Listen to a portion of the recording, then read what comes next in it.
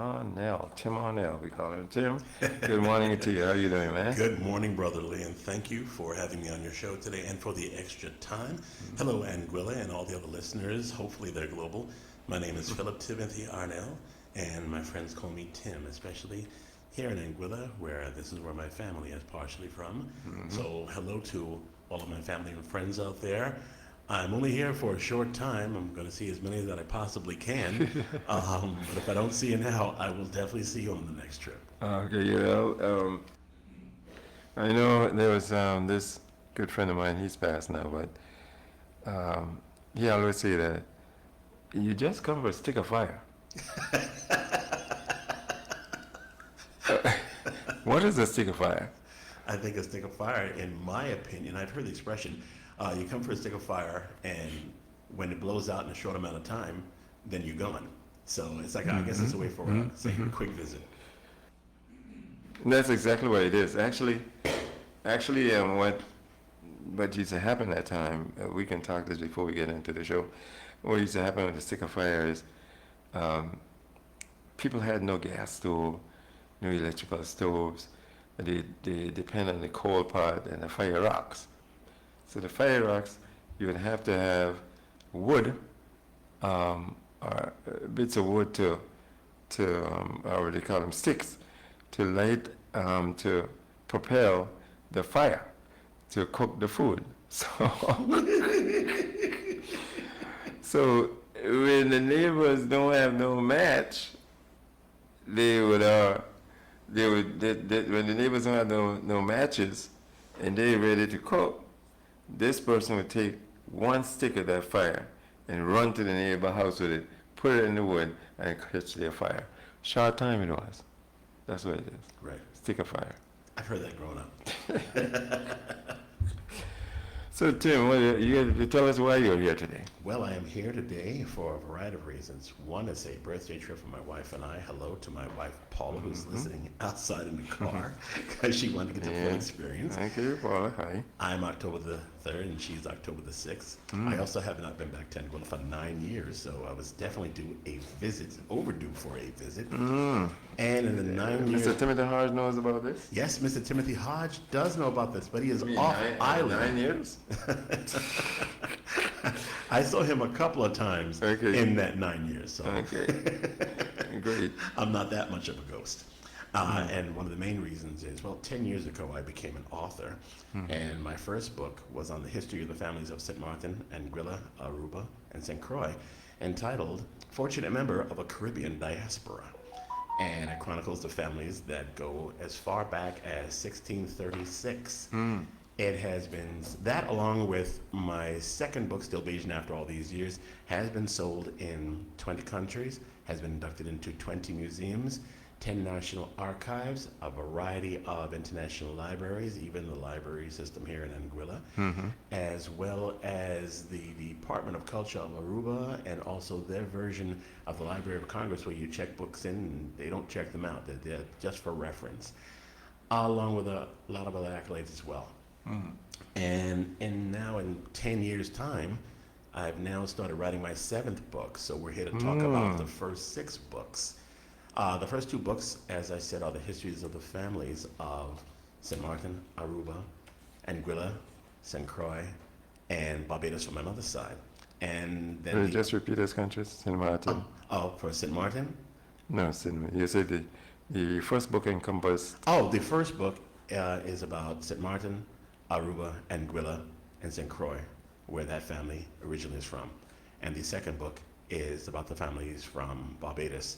The first book, Fortunate Member of a Caribbean Diaspora, has gone back as far as 1636 to my 6th great-grandfather, and his name was Abraham Howell, and he was the first deputy governor of Anguilla.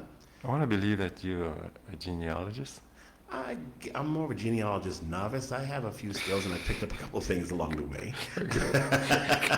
The book back to 1600s. Well, I had special help with going back that far. A young man who's my cousin, his name is Jordan Webster, and he is a genealogist. He got me all the way back to 1636. And Jordan, a big hello to you. I'll see you when I'm in St. Martin.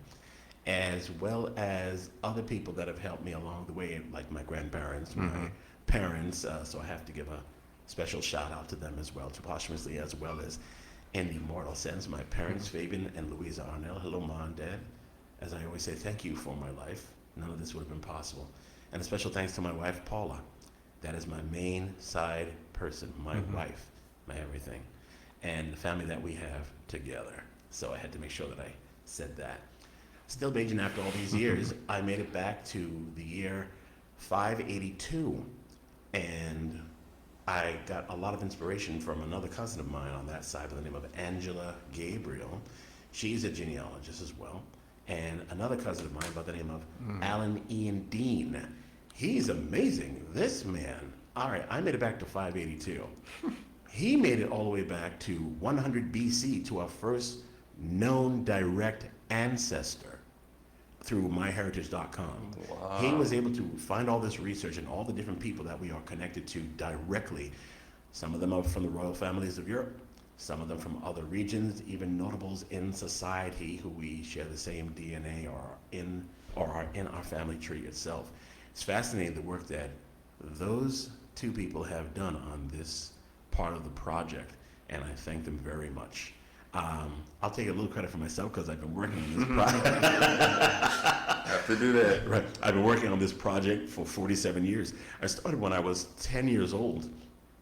I lived 2 blocks away from both sets of my grandparents. My mother's parents lived a block away. My father's parents lived 2 blocks away. So one day I went over to my father's parents' house, and my grandfather was still with us, and I went into the bedroom, and I look up on the wall and I see somebody who looked very much like him. And so I said, "Hey, Grandpa, who's that guy?" And he goes, "That's my father." And so I said, okay. I said, "Who's the lady?" And so he says, "That's my mother." And I said, "Wow." And he looked like a combination of both of them. His name was Gracian Emmanuel Arnell, and my grandmother, he was from St. Martin, and my grandmother was teacher Armentine Cardi Arnell from the East End School. Her mother was very well known. Her mother was Grandsal, Margaret Eliza Hodge, and her father was Alfred Cardi. Oh, wow. So she was Those a names tremendous... ring a bell. Oh, yeah. All my history on this side is right up the road, so to speak. I love coming to Anguilla, and through all the years, I just did a lot of research. When I was 12 years old, my grandfather passed away, and I learned more about the family. And so I went to go visit my grandmother, and so she says, "You know what you should do? You should keep a record of all this information." And so when you're 12 years old, you don't listen to anybody. But I did. And from that point on, we then started visiting and got deep. The culture was already among us, because in our homes, you had my main house, my parents and my siblings. Then you had my grandparents in the next block and the other grandparents in the next block. So we had all these influences around us. So now it was time. We were all old enough to see and understand about our true selves. I just kept coming back. And now 47 years later, I'm sitting here with you. And that's pretty good. Yeah, well, that's in itself is a lot of history. That's the abridged version. I don't know if we have that much airtime. So that leads me over to my other 4 books. You know, it's funny what can inspire you to be creative and write and keep writing. I was a good student. I hated reading. I'll be blatantly honest with you. I would fall asleep, but I always loved writing because I could express my thoughts and even use my imagination. So I was sitting down one day and I was looking at the social mediums, and you know, TikTok is an excellent social medium, but you have people on there who just want to be seen for good reasons and for bad reasons. Seen and or heard. Right. Well, surprisingly, the people that were on there for the bad reasons are the ones who inspired me to write these books. I'm very proud of my background. I am a very proud Caribbean American from New York. I'm also a French national. My parents installed all of the values of the culture within us, and I take it very seriously, and I hold it close to my heart. My wife, who's from Guyana, she also holds it close to her heart too, and our children, we make sure that they know about themselves.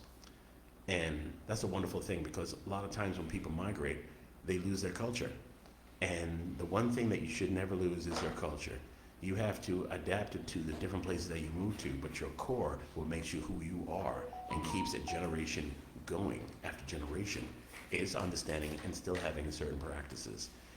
Sorry, that's the country there. I went to do a presentation in New York some time ago with a group called Caletas. Okay. Caletas.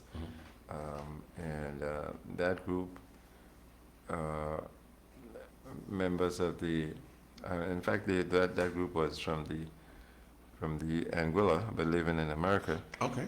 and they were doing a presentation for Anguillians in New York. So they I wish called I me knew up. about that. They called me up, and I went, and during my presentation, part of it was that we migrate, we travel, Right. we go from island to island, and we pack our suitcases with all the attire, the clothes, whatever else, the hair products, and all the rest you're going to use, and you zip it up. But there's something that's going along with you all the time, and you don't know that you're traveling with it. Right. And that's your culture. Exactly. You can't change that. It is who you are. Right. And what I've never liked, anybody from another country who wants to willingly lose their culture and not teach it to their children, that's a terrible thing because that is called erasure. Some people say, no, I'm reinventing myself. No, you're not reinventing yourself. You're creating a falsehood and everybody's going to believe it because you never showed your true self. If you want A to... mind is a terrible thing to waste. It is, and so many minds have been wasted in so many different ways and so many different levels. My grandmother coined a phrase, right? I'm going to coin it from her rather. She says, in order to know the world, you need to know yourself first. And I'm very proud to say that people have adhered to that phrase that I make. One in particular, a good friend of mine by the name of Matthew Pillardi, we worked together, a nice young professional. He took an interest in my books and he saw some of the videos and podcasts that I've done. And he was fascinated by it. And he happened to catch that same phrase that I made on another talk show. And it resonated with him. And I was like, wow, my grandmother, who would have been 125 years old, and she died 29 years ago, it would be nice if she knew that somebody outside of her circle, respectfully, adhered to something that she said. And I thank you, Matt. You're a great friend. And I'm glad that my grandmother had an influence on you. And if there's anything else I can think of, I'll definitely tell you, okay? How you live your life. Look, life can be pretty simple. You don't have to be filthy rich. You hope not to be dirt poor, but even if you are dirt poor, you can be filthy rich in terms of your values and in terms of your family connections as you work together. What I'm going to say sounds arrogant, but I'm going to say it anyway. I'm an extremely wealthy man. That's because I have a family, and I have an extended family. I'm not filthy rich, but if anybody out there wants to throw a couple of bucks my direction to the Phillip Foundation, please go right ahead. I'm just joking. But I am blessed to have all the things that I have been born into and also acquired. Through the years, my first two books have united a family globally, where I've met family from all over the world who have heard of this book, and they've bought it, and they've gotten a copy of it, however they might have gotten it, and they learned more about themselves. I've thrown events where posthumously the ancestors, great uncles, great aunts, and so forth, their children, their children's children met each other for the first time. And that's an invaluable experience. And I'm glad that I was able to do that. So now I keep coming back and strengthening my ties. Sure, there could be years that lapse by, but I don't lose the contact. I'm still in contact with everybody, and that's important. Which leads me to the other 4 books. They are entitled The MGM Perspective, a guideline into the mixed world. The one that follows that is Life of a Dark Mixie. Then after that call is So, What's Wrong with Being Mixed?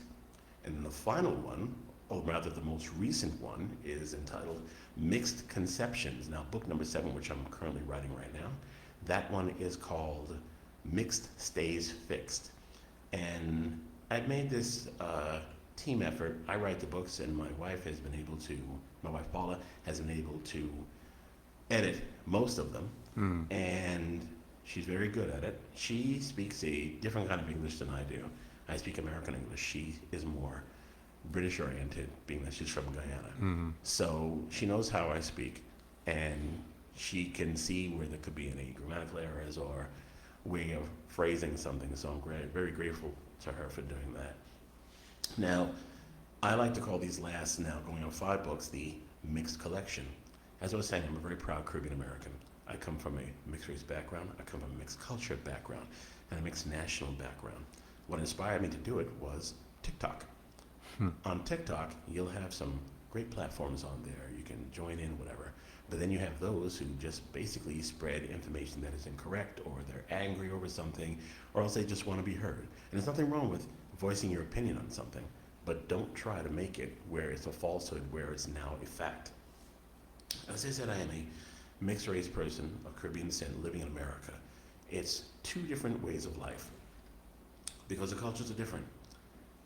Black American culture is one of the most amazing cultures that you could ever come across because it has influenced the world on so many different levels, from medicine down to cultural practices because of life experiences. It's a giant melting pot of different additives, and I have much respect for it. I grew up in Caribbean culture. We have our similarities, but we also have our differences. How someone is viewed more so on this side of the world is how they actually are. They have different ways of saying it. I'm also a science person. I've done my research on the family. So, okay, they all didn't come from this area. They didn't come from this area. They migrated into what is this new place, and then they took off and went someplace else. But they still kept their roots there, and they go back and forth. My books are to describe the experiences as a person of this diversity, personal diversity. There are negative experiences that you grow from. There are positive experiences that can lead you into different arenas. Someone once asked me, oh, what is it like to be mixed? And so I said, well, it's just like anything else. It's how you carry yourself. Be proud of who you are and who you come from. Don't deny your past, even if it's something negative. I usually like to make the joke, well, it's more like a jocularity saying. Jack the Ripper could have been my great-grandfather. He wasn't, but it does make interesting conversation. But without, say, Jack the Ripper, I would not be here. If you take out one ancestor from your background, you do not exist. People don't like to hear that, rather the reductive ones that we are happy to be speaking about right now. And I'm not criticizing them. I'm just saying, rather repeating the conversations that I have had. When I get into these discussions, it could be on TikTok or Instagram or Facebook, I listen to what they have to say, and so I say, okay, I respect your views, but I don't agree with them.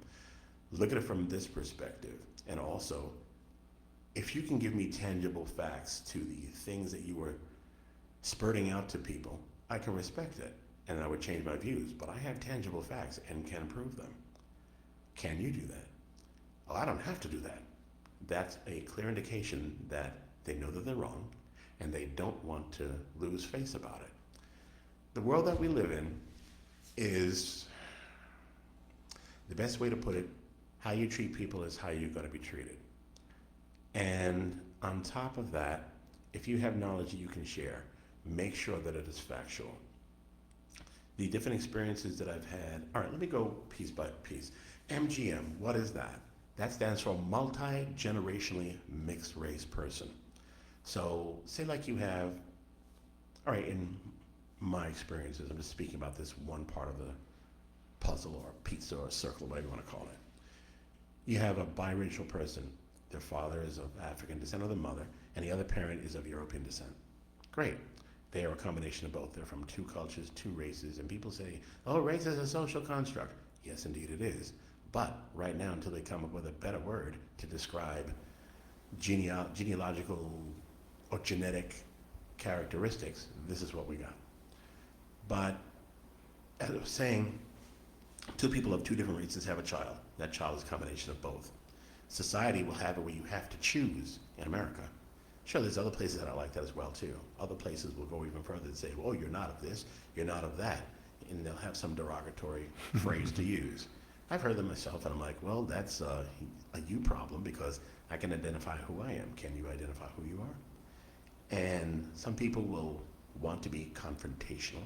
But as I was saying, multi-generational mixed race person, what that is, say you have two biracial people who have a child, that child is still biracial. Then you have two more mixed people who have a child, that person, another person, and keeps going down the line. You're going to have a multi-generationally mixed race person. And you're not denying any part of your existence when you say that you're mixed, because I came from this culture, and I came from that culture, or I came from that group or this group. There are people out there, even in this day and age, that want to have teams and sides, and I'm one of more open-minded. Then you have those who'll say, okay, well, you look such and such. And so I say, okay, I've been told that I look like a lot of things. But I guess in the circles that you travel in, this is what you feel that a specific person looks like. But that does not make it a definitive fact. And again, can you prove it? Prove me wrong. Again, some people will lose their marbles on it. But again, if it's a fact, it's a fact. And also science and math does not lie. I've taken pride in representing the mixed race community for a number of years, where I've been able to educate people about what this topic really is. Because there are people that say, listen, I am of this and I am of that. How do I identify? And so I said, well, how about this? Identify as a child of God. That's one thing, because he made you. But then also see about the work that he did. See who your mother you came from, who your father came from, and your grandparents, and all the other things that you can. I implore anybody out there to do family research. This way you can learn about yourselves and pass on these things. Don't just be that one thing that society told you that you are, because you will gain so much out of it. Some people will argue, oh, it's not going to do anything for me. Well, I'm not saying that it's going to make you a millionaire, but it's nice to know who you are and who you came from. And all right, granted, there are a lot of people out there that have a past or past ancestors that were not people of sorts. And I can understand them having a shy way about speaking about this, or being apprehensive or trying to erase it. Erase is a big term, but again, we learn from other people's past mistakes, and if you're smart enough, you don't do them yourself, but you can also still keep growing from there, because a lot of people use that as an excuse to hinder themselves from where they want to go. In the MGM perspective, I wrote about my personal experiences and people that I know who are close to me, and how they identified with themselves. Was there a confusing time for me personally? No, because I saw in front of me everybody that was close to me and where they were from. Didn't matter what their complexion was. They could be the lightest of the light or the darkest of the dark. In our family, you had your blacks, you had your whites, and you had your in-betweens. We represented the in-betweens because a lot of the other ones were no longer with us, and those that were of that, they were now all mixing together. I remember with the events that we would have, you would go into the party area, and each different part of the room, you'd hear English, you'd hear Dutch, you'd hear French, you'd hear Spanish, and you would hear Pimiento from Aruba. And as I look back, you can't help but smile about these things. I said, wow, there was all this culture around me. I didn't take it for granted, but it was such a commonplace. As a little kid, you think that everybody else was like this too. And as you get older, you say, okay, not everybody is like this. So it's nice to know that you come from such a unique environment. We did not learn the other languages coming up unless we were in school. I took it upon myself to learn a little bit of French. I lived in Guadeloupe for a period of time, so that helped me out. I heard French in the house from my grandfather. I heard Dutch from other relatives. English, I'm still trying to master that one. I heard Spanish from different family members as well, and of course, Pimiento. What I can do is basically understand a lot of it, and the ones I can hold a loose conversation with is French and Spanish. Pimiento I can more so understand. And it's nice to be able to have some type of understanding and want to capitalize on learning more about it. So even at this age of 57 years, I'm still learning. I'll never stop learning, because it's how I'm going to continue to grow. So then the next book that I have, actually, since I am here on camera right now, let me show you. Okay. But before you go into the other book, a little more about this MGM. Yes. Have you presented this? Yes, as a matter of fact, I have. I mean, in the auditorium form. Actually, I was in Aruba in February, and I was on a talk show, and they let me showcase that MGM perspective and life of a dark Mixie. And the name of the television show, if you're in Aruba, you should check it out or check it out on YouTube. And it's called Nos Mainta.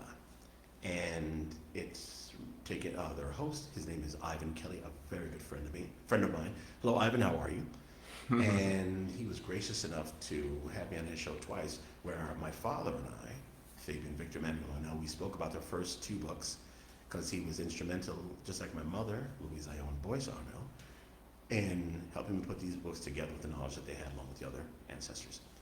And then the second time I was on there was in February, and we were able to showcase Life of a Dark Mixie and the MGM perspective, and we spoke extensively about it. And the message has gone out where people have been contacting me, even globally, where I have a good friend of mine that is in South Africa. She happened to hear of me, also through Facebook, and so I've done a couple of interviews with her, and there's another young lady that's in the Czech Republic, and then I have somebody else in another part of South Africa. So the word has gotten out. These are people all from mixed communities that are online. And some people, when they hear, oh, a mixed community, they think that it's anti-black. Nothing could be further from the truth, because again, if you're saying the term mixed, you're including all parts of yourself. And if you're truly into being mixed, for lack of a better way of putting it, one does not go over the other. You may have a higher percentage of something else, but it is still who you are. Again, you take a little piece out, you don't exist. So I'm glad that I've been able to get the word out, and I thank you for letting me showcase on here today too. Moving on to Life of a Dark Mixie. People think that when you're mixed race that there is a specific look. The true statement is mixed people come in all colors, sizes, and shapes because of the diversity within the families. It could be a distant admixture, or it could be first and second generation, multi-generational. Life of a Dark Mixie is about my experiences as a dark-complected mixed race person. Now, I'm confused for a lot of things. I've been called Blindian, Black and Indian. I've been called Middle Eastern, and these are all beautiful people. But they asked me, so I said, oh, okay, well, no, actually, I'm a Caribbean American of a mixed race background. And when you really think about it, you have a Dutch Caribbean person, a French Caribbean person, a British Caribbean person, and an independent nation, a Latin Caribbean as well too. So say 5 different people who have the same look. If you put them in a room, dress them all the same, don't have them speak or say anything, and if you ask a question, who is Dutch, who is Latin, who is this, who is that, most likely they will not be able to answer until those people speak. That goes to show that the Caribbean is the same gene pool, the same additives that circulate around. The only thing that separate us are the countries or the islands or the departments that they come from, their nationalities. Other than that, genetically, they're the same people. You can have somebody as bright as a light or someone as dark as night, and they could be first cousins. Now, growing up as a dark-complected mixed person, I think it's a different experience, because those who know about mixed people, they'll ask the "what are you" question. And I embrace that. A lot of mixed people don't like that because, oh, they're going to judge me by what I say that I am, or it's so intrusive. Sure, there's a way to ask it. If someone says, oh, what are you? And all right, if they're asking like that, that's a bit on the rude side. And then, or if someone says, oh, what is your ethnicity? What is your background? What are you, for lack of a better term? That is more welcoming, and is an easy way to segue into a conversation, because people are going to be curious. Curiosity is part of human nature. I have unique experiences as a dark-complected mixed person. I can be with one side of the family that looks a certain way, their phenotype, and the other side of the family that looks like their phenotype. I don't look like anybody, I look like me. No, you can see resemblances amongst everyone, because families have a way of, as they say the term, you can't hide family. This is a prime example of it. I have spent a lot of time with all different types of cousins, and no matter what they look like, I say, this is my cousin. Bang, wants to know who you are, that's it, you're my family. In America, now if they have the lighter complected ones, or as they love to use the term white presenting, I'll see somebody, oh, who's that person with you? Oh, this is my cousin. And they give a look like this.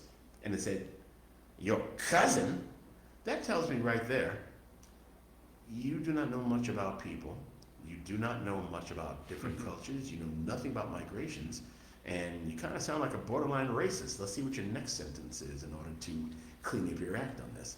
A lot of times, they pretty much put their worst foot forward in regard to how they think.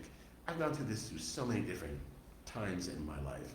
You get used to it. At first, you're like, hey, that's rude. Hey, who do these people think they are? But then you think, all right, no one is as educated as people from different places. Everybody has a different level that they work off of. I'm proud of who I am, and I'm the type of person that will entice people to be proud of who they are. Then you're going to have, I love to use the term reductive because this is exactly what it is. There are those who have issues with mixed people. There are those who I'll be in a conversation with them in the past, and they say, oh, well, what it could be, it's kind of, there's so many different things I can say. I'm trying to say it nicely on the video. I realize that. Right. Right. All right, so I can say something like, okay, well, I come from a mixed background. You, mixed, you don't like to be black. You don't like this, and you don't like that. Automatically going from A to Z, changing their total personality. And I'll let them have their rant. And I'll say, okay, again, prove me wrong. I don't have to prove you wrong. That's because you don't have the tangible facts. If anything, open a book. Quite naturally. Right, open up my book. Yeah. Oh, you want to brag. You think you're better than anybody else. No, there is, look, having my background, the only thing that has done for me is open up my mind to the world and saying that the world is smaller than it appears to be. We're all God's children. Yes. You, on the other hand, you might have an issue with somebody who is different than you, or you perhaps think that they're better than you. Nobody is better than you unless your character stinks. And if your character stinks, everybody's going to be better than you. So, You know, I'm here thinking that you know you're a mix, yes, and there's a stigma that you know there's a lot of racial activity in America. oh, it seems that when people should have taken steps forward, there are those people who have caused people to step backwards.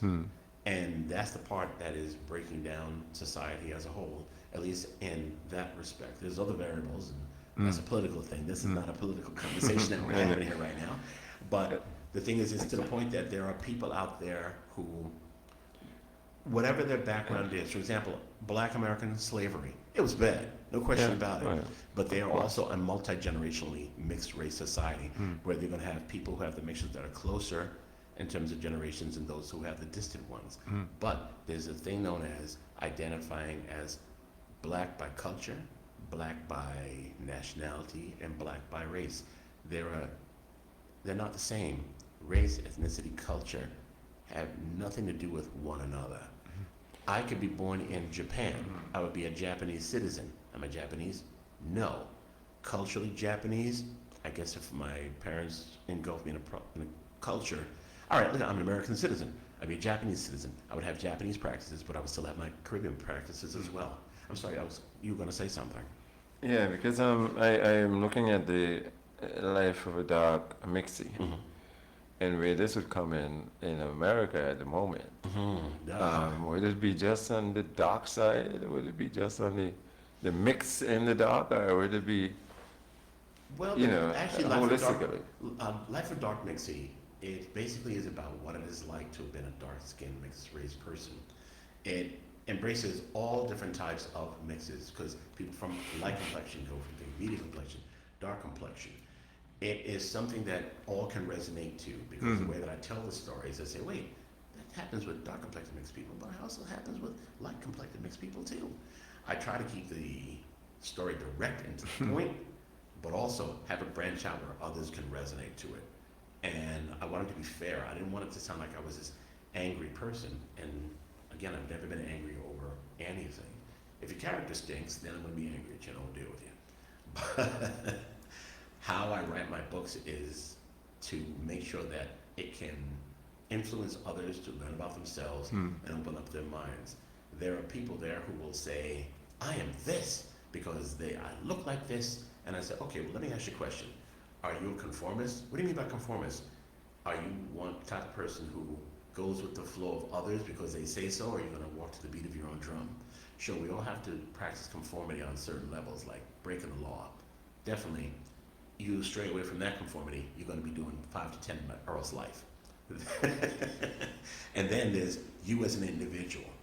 If I let people tell me who and what I was and ignored all the factors and the experiences that I've had, I wouldn't be sitting right here. I would have never written these books. I stayed true to myself, and I implore others to do it.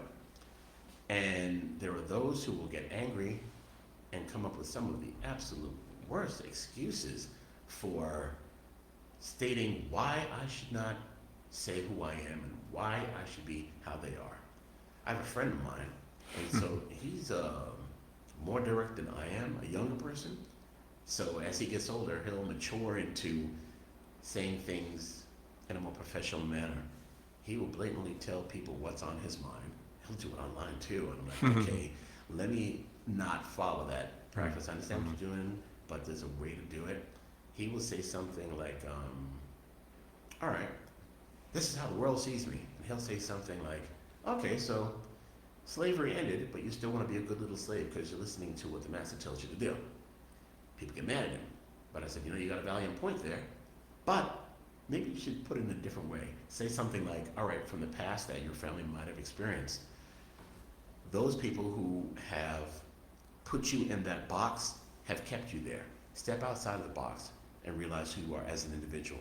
Yes, conform to things that are legal, but things that are going to change who you are as a person or what your family, because society has geared them to do it. Don't let that happen to you. So, we go on to the other book. Okay. Which one are you looking at? So, what's wrong to be? What's wrong with being mixed? What's wrong with being mixed? Okay, that one. Let's see. What's wrong with being mixed? As I go through social media on a regular basis, I use it as fodder to write my books because it's such a wide topic and there's so much to discuss. And that's how it ended up being from just one book. I said that will be the end of it. And now it's turned into a series called The Mixed Collection. So, what's wrong with being mixed? Absolutely nothing. It is who you are. And again, I don't mean to sound repetitive in this interview, but if you do not learn who you are first, you cannot know the rest of the world. People have gone through so many different bad experiences, even loss of life, just because being mixed. It's sad because people don't accept who they are. And let's just say, speaking from the United States, the Bible Belt, there's a lot of racism down there. It will not be for a very long time that that will change, at least not in my lifetime. This is just my opinion. I'm not saying that I'm right, but I'm not saying that I'm wrong either. You're more right than wrong because it's getting worse every day. Right. I think it's going to go into an all-time high, and then all of a sudden it'll start to balance out. But again, that will not be in my lifetime. So what's wrong with being mixed? It speaks about the more experiences on different levels, the things that people will say to you and trying to make you feel bad about who you are. There are different passages that, okay. Reading from the text right now. You don't like being black. Just because you have the colonizer's blood in your veins doesn't mean an explicative. I had somebody say that to me recently. I went on TikTok and I had sent I think I sent this to you. It's a video that has different pictures of my ancestors going back to the 1800s, like 1808. Now, these are all people of different backgrounds. Some of them are European, some of them are African, some of them are mixed combination of the two. That's the only post that I've ever made that made such a high number of views, 192,000. And I was very pleased about that. So I got many compliments. Oh, this is beautiful. This is that, and so forth. It's so inspiring. And your books, we want to check them out. That's wonderful. Thank you for all those people who watched the video and left the great comments. But then you have the reductive people. Okay, you're white. You have the colonizer's blood. You are an Uncle Tom. All these things that you hear from the 1970s TV shows like The Jeffersons, okay, Good Times. And I did not bother to answer them back, but I did make a video thanking all the people who had positive things to say, and as for those who have the reductive things to say, that's on you. I also go into the book that, if you're a mixed person that doesn't marry a black person, you already have screwed up with the colonizer blood, so you're going to erase more of yourself by marrying them and having their kids. They did all kinds of things to us, and you're going to procreate with them? Shame. Why carry on this curse? Okay, when I've heard things like this said, I just say to myself that this person has issues on so many different levels. Let them suffer in their insanity. Another one is, what are you going to do when the cops stop you? Do you really think they're going to identify you as mixed? My reply has always been, what makes you think that I was put on this earth to be stopped and harassed by the cops? Stop playing with stereotypes. This comment really annoys them. Then you have blacks come in all colors, and it's not because of mixing. You have somebody who could look like Mariah Carey, and they say, I come from two black parents who came from two black parents who came from two black parents. I'll politely say, okay, you are culturally and ethnically describing yourself as that. And indeed, that is how you grew up. But your genetics is something different. And they say, no. And I said, okay, let me ask you a question. And I'll show them pictures of chattel slavery people. And those people are heroes because they gave their lives because they didn't have another choice. But they were inspirations for people to build on and grow. So I would show them these pictures, and they say, oh, I look like I'm from a different part of Africa. True, you could, but those different parts of Africa have admixtures that are recent, and even those from way back that give them a specific look. And they don't like when I pull out those facts. There are black people in Africa with blonde hair and blue eyes. Okay, that's usually if they're mixed, but there's also people who have the blue eyes, and that is called Waardenburg syndrome. And then you have the 5 different types of albinism. And again, that's another science topic, so we don't have time for that today. All these different things that I point out, and they want to bat something back to me, and they're not able to because these are science, tangible facts. People say, why do you write these books? Why do people write books about anything? If you have a thought, go out and speak about it. Now they say, oh, are you anti-mixed? Or rather, are you pro-mixed? And so I said, no, I'm not pro-mixed. And they said, why not? So I said, well, again, we're all God's children. I'm a combination of different things. Those who are pro-whatever usually have a chip on their shoulders and hate other races. And if they don't, they say, I don't hate anybody, I'm just standing up for my own. But they do it in such a way where it looks like they are volatile people.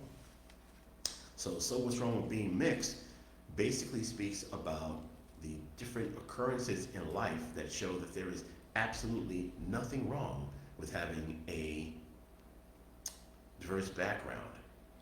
I have a part in here that I wrote, Dear mixed people, you are not what people say or think you are. You are a combination of different genetics, cultures, and ethnicities. Represent yourself fully. Now ask yourself, why shouldn't a person be proud of all parts of themselves? What makes someone feel that they should not allow another person to feel proud, embrace, and represent all of what makes them who they are? And this is a fact. It's just simple logics. And they say, oh, it's not worth it. We're all human beings. We're from the human race. Yeah, that's a wonderful cop-out. That's the easy way out. But being that we are individuals, we want to join together, but also have our own individuality and respecting each other's differences as well as similarities. This is a very important topic to speak about. People have been mixing since migration started. That could be from very early man up until the present day. And it is what it is. So we have another 6 minutes here to Okay. see what we can encompass.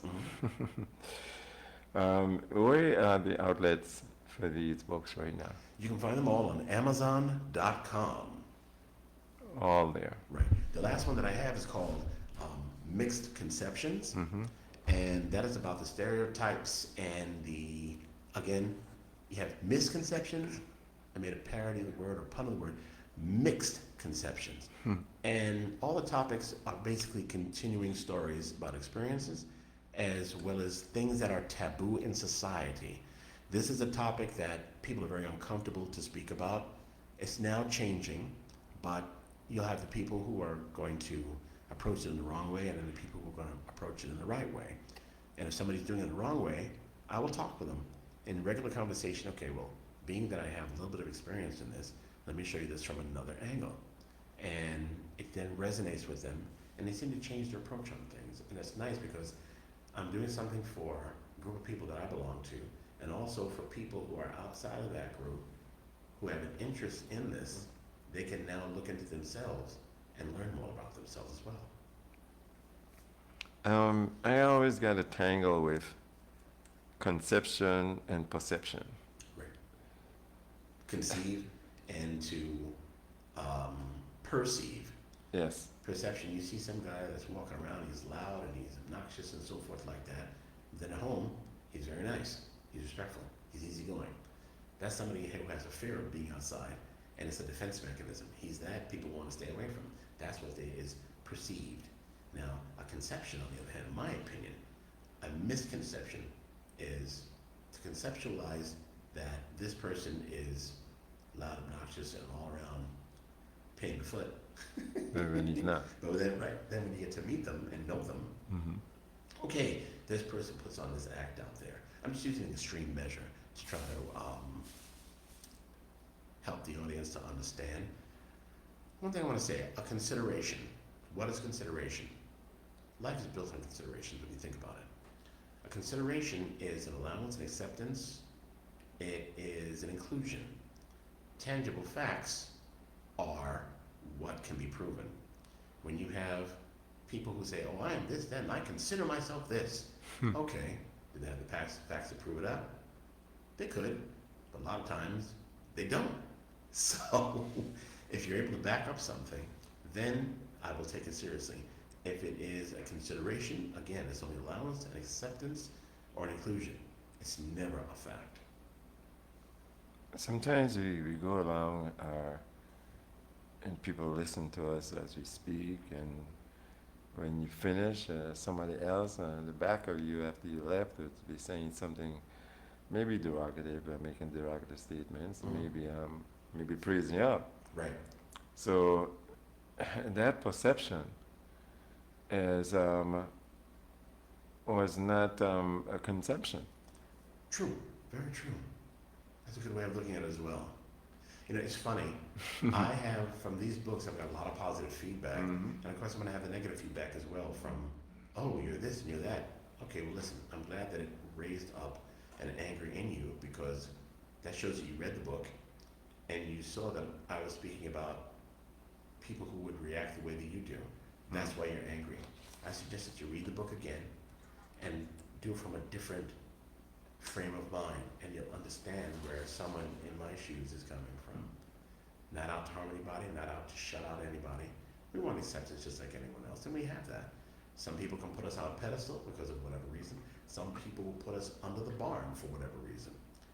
And until people can open up their senses, not just their minds, their senses as well, this behavior will continue to occur. And I am happy to see that it is slowly changing, one person at a